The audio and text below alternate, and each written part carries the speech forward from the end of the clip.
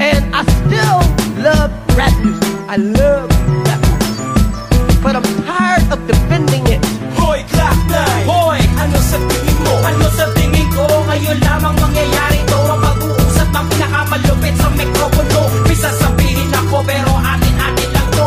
Hoy, Looney! Hoy, ano sa tingin mo? Ano sa tingin ko? Baka di nila kayanin to. Dalawang dila na magsuntala sa liga. Pakinggan mo para maintindihan mo kung bakit laging ganito. Alam mo tol, matagal ko na gustong itanong bakit musika natin laging nasa labas ng bubong. Kahit napakarami ang nagsasabi na you're the best. Bakit di ka namin nakikita sa Oktoberfest? Baka barado lang ng plema ang sarado mga tenga. Teka, kailan pa nga ba magbabago ang sistema na bulok at parang meron nakabalot na eksema? Ginagagawang mga nagtatagalog sa eksena. Aaminin ko marami talaga hindi pulido at nagbumukhang gago pag humahawak ng mikropono. Pero ang disipulo maangas at matikuno. Pakinggan mo ang awit niya, bakit parang hindi puno? Hindi puno kasi walang laman ng mga kukote. Ang utak ay puro lupa na parang bakanting lote. Puro putik at burak pwedeng taniman ng kamote. Nung umulan ng katalinuhan sila yung nakakapote. Hoy, Glock 9! Hoy, ano sa tingin mo? Ano sa tingin ko? Ngayon lamang mangyayari to. Ang pag-uusap ng pinakamalupit sa mikropono.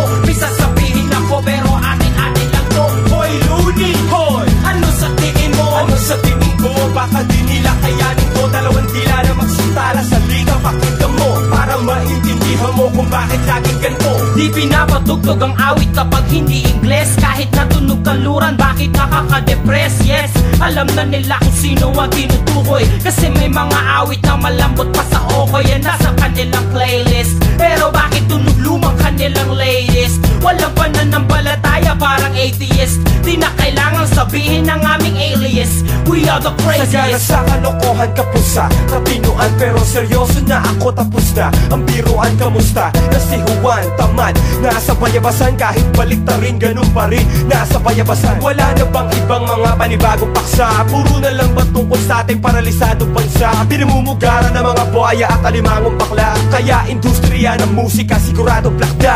Hoy, Glock 9! Hoy, ano sa tingin mo? Ano sa tingin ko? Ngayon lamang mangyayari to. Ang pag-uusap ng pinakamalupit sa mikropono. May sasabihin ako pero atin-atin lang to. Hoy, Looney! Hoy, ano sa tingin mo? Ano sa tingin ko? Baka di nila kayanin to. Dalawang dila na magsuntala sa liga. Pakinggan mo para maintindihan mo kung bakit laging ganito. Kung wala ka pang masa, huwag ka na magpasa. Kahit anong galing mo pa, wala kang pag-asa. Na parang ang buhay mo'y tinanyingan ng doktor na di naman nakapag-aral. Isa lamang impostor. Mga mapagbalat kayo, lahat kayo ay tutumba. At kahit na magmumuga, wala ka pa rin ibubuga. Sino ka? Oo nga pala, kilala na kita. Pwede mo ba akong tulungan? Sige, idol na kita. Hoy! Huwag ka na lumapit, huwag ka na magtanong kung bakit. Estilo mo ay mas laos pa sa maong na jacket. Na mabaho at ginamit ang sandabukal na pangit. Bato-bato sa langit, ang tama ay huwag magalit. Talim ng dila ay doble bokabularyo at palarila. Tagalog o Ingles, sasampalin ka ng magkabila. Matatapos na kami, ako ang nasa huli. Pero huwag kang mag-alala dahil heto ng track 3 mix.